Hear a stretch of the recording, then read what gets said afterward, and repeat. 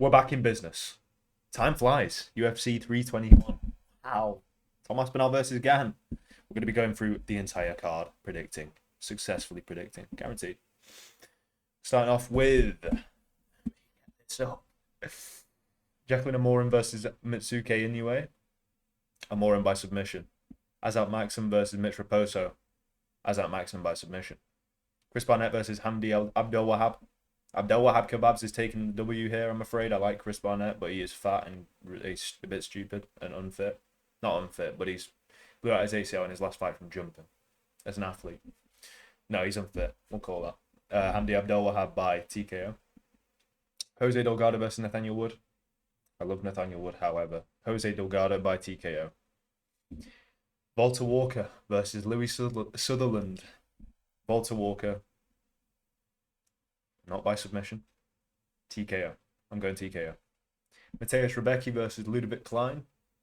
We're going Ludovic Klein by TKO. Ikram Aliskerov versus Junyon Park. I love the Iron Turtle. I love the Iron Turtle so much. Ikram Aliskerov by TKO. I think it's going to be bad. Oh, I think it's going to be bad. I might shed a tear. Next up, Nasrat Haqparast versus Kilian Salkild. Haqparast is a crafty challenger. Very wide arsenal. Okay? Got to consider that. At even odds, we're calling Nasrat Haqparast by decision. He's got it. I think he's got it. Now, Alexander Rakic versus Asmat Mirzakhanov. Are people forgetting who Alexander Rakic is? Are people forgetting?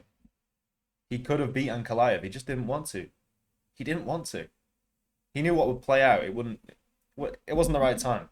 It wasn't the right time. He could have if he wanted to. He could have won that third round easily. He just didn't want to. He said, connections, I've heard from people that he could have, but he didn't want to. He didn't want to interrupt the Pereira storyline. And you got to respect him for that. And even more respect to him for that. He threw that fight for a reason. But Alexander Rakic is back on path now. Alexander Rakic TKO against Fat Mirzakhanov. Next up, Alexander Volkov versus Jailton Almeida. Now, I don't want it to happen. But my mind is painting me one picture. And although Almeida has been stuffed a few times in his career, most significantly by Curtis Blades and then finished, I think Jailton Almeida is going to dominate him in the first round. I think it's going to be bad. And I see Jailton Almeida on dominant position, raining down feisty, horrible shots that I really don't want to see on my Pookie Volkov. But I think it's happening. I've got to call what I see. I think Almeida by TKO.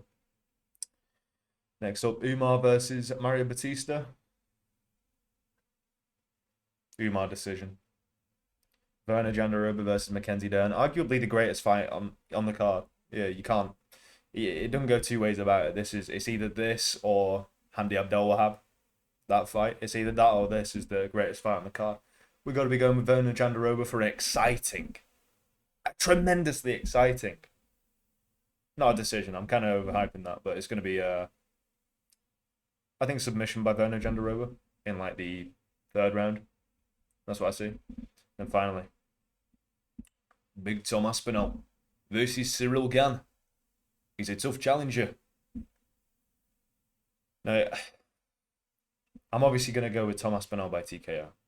That's the only thing that makes sense. If you're picking anything else, maybe except for maybe Tom Aspinall submission, that's valid. But if you're picking Gane to win, you're going off nothing. You're going off pure gut instinct. And though I do have a weird feeling and a horrible feeling that Gane will be a lot more athletic this time around. Not this time around, but compared to his previous fights. If you've seen the pictures put on the UFC website of him weighing in for this one, he looks huge. But you're not going with anything that makes sense if you're going with Gane. You got to go Big Tom Aspinall. Big Tom Aspinall round 1 TKO. Best of luck.